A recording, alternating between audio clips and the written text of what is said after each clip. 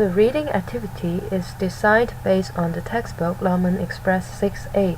The target students are primary 6, and the text extracted is a diary about a girl living in Yunnan for a few days. We assume that students have learned the use of determinants such as too many and too much, so that they can use and decide whether the living conditions in Yunnan is good or bad during the activities. At the end of this lesson, students should be able to ask questions based on pictures and the text, and they can also answer those questions by looking at the clues. The strategy in this lesson is construct and answer the questions. Through looking for information in the text and pictures, students can have a deeper understanding towards the content.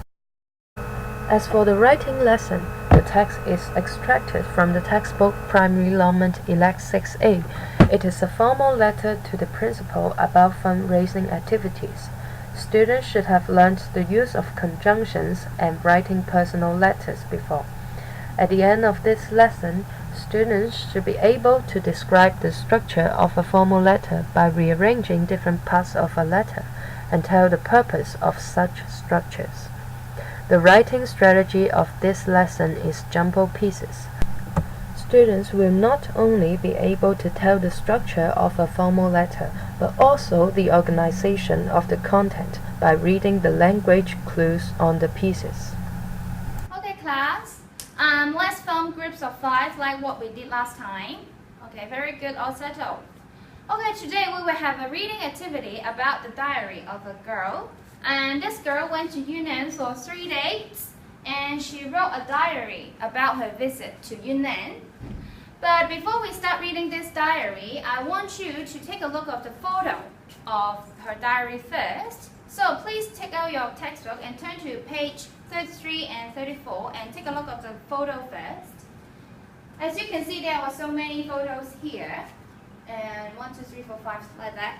But could you please put down some numbers for me? For example, this one, the first one, put down number 1, and then this one number 2, and 3, 4, 5, 6, and then last one 7. Okay, to number them. Okay, all finished? Yes, very good. So now, let me explain what we are going to do in this activity. So each group will be looking at one photo only. And then you have to think about 2 questions about this photo. Okay? And later on, each group will receive a paper like this. And then you have to write down those questions on the paper. Okay? After your group has finished writing the questions, you will have to pass the paper to another group for them to answer the first question, question 1.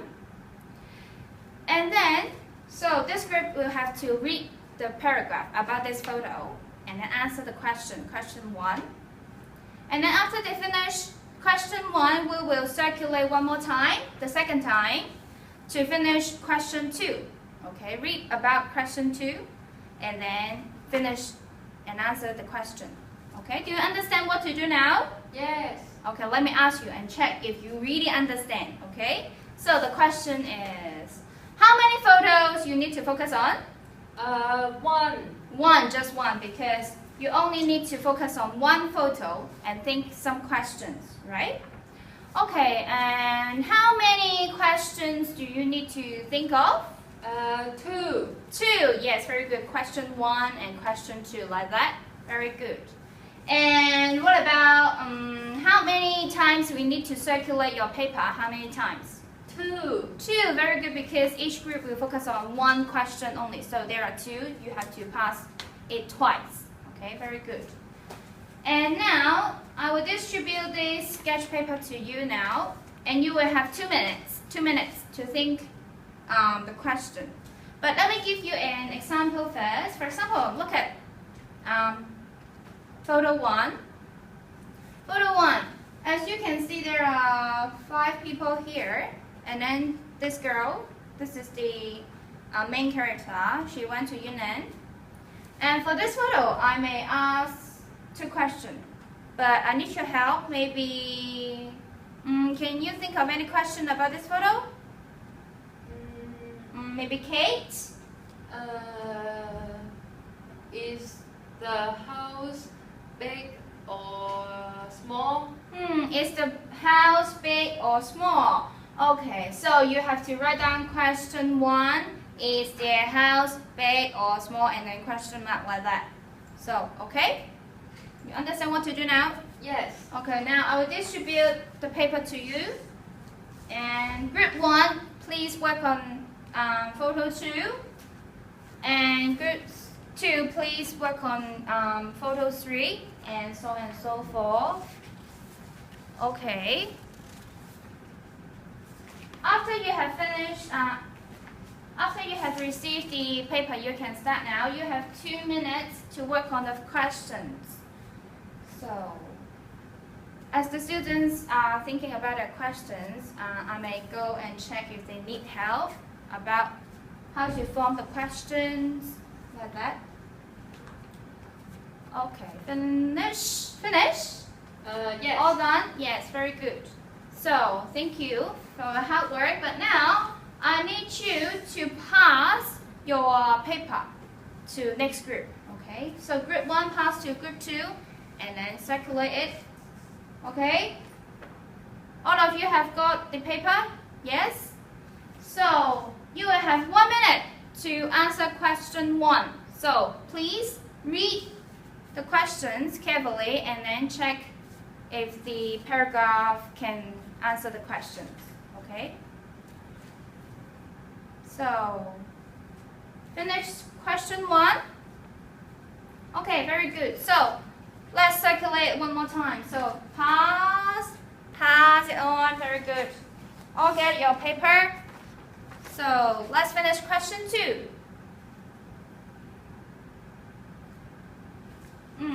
Okay, very good. I can see all of you have finished. Oh, good job. So, could you please stick your answer paper in front in the blackboard for me.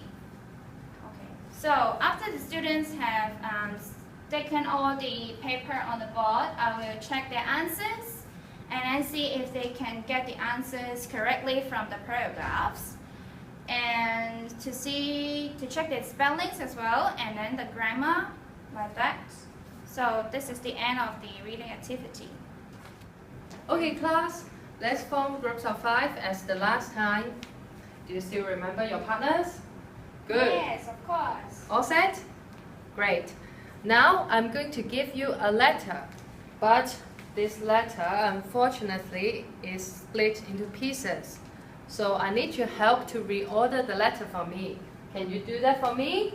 Yes. Good, thank you. And does everyone still remember the structure of a formal letter? We put the date on the top, and then the name of the receiver, and then that's the content. After that, we put an encouraging sentence, and then addressing the receiver, and put the name of the sender and the title of the sender at the end. Good. So there are 9 pieces in total in this envelope, and please read them carefully. And I'm giving you a board for you to stick the pieces of paper on them, just like that. And when you're finished, you will put all the 9 pieces of paper on the board and show them to your classmates. Okay. Good. So I'm gonna give you 5 minutes and discuss with your partner now. Okay, let's start.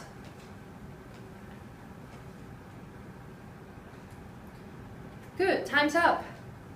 Is every group alright? Do you need more time? I finished. Oh, great, good job. Now hold your boards up. Hold it up so that your classmate can read your answers. Let me take a look at that. Oh, good, good job. I can see everyone has put the date on the top of the letter. Good. Okay, so group 1, I want to ask you, what did you put after the date? Dear Mrs. Kwok, The name of the receiver. Good. And why did you do that? Why did you put Dear Mrs. Kwok after the date? Because we want to know this letter is for Mrs. Kwok. Exactly. Because when we read, we will know the letter is for who to read. And in this letter is for Mrs. Kwok to read. Good.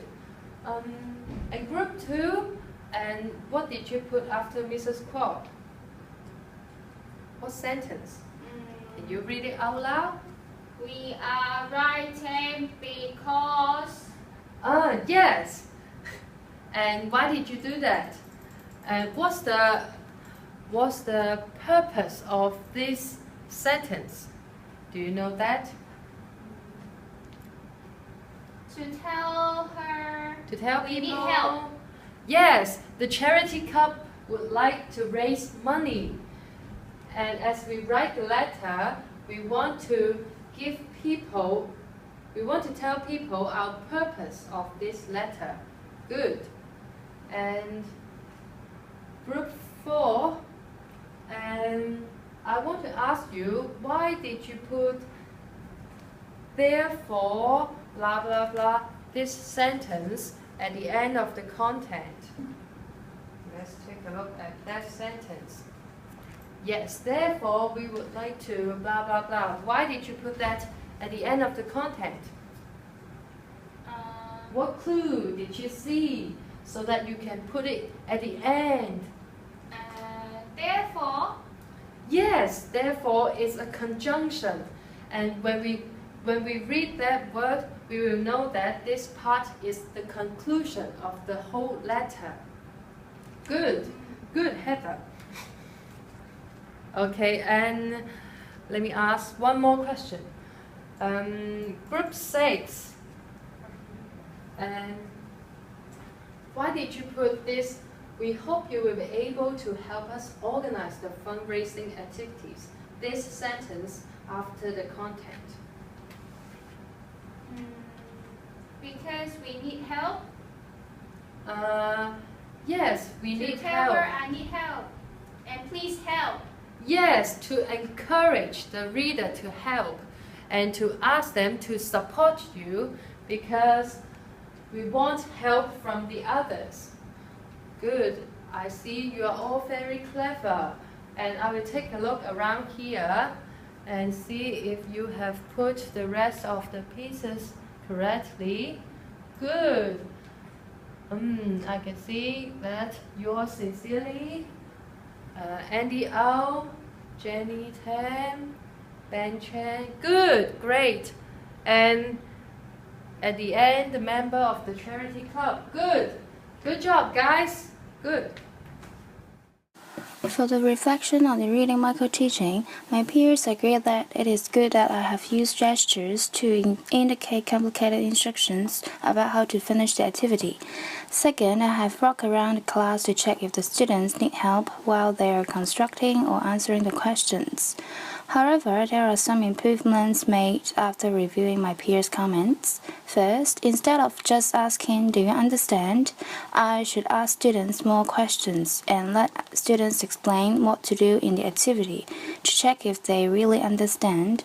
Second, I encourage students to try thinking the questions by giving compliments.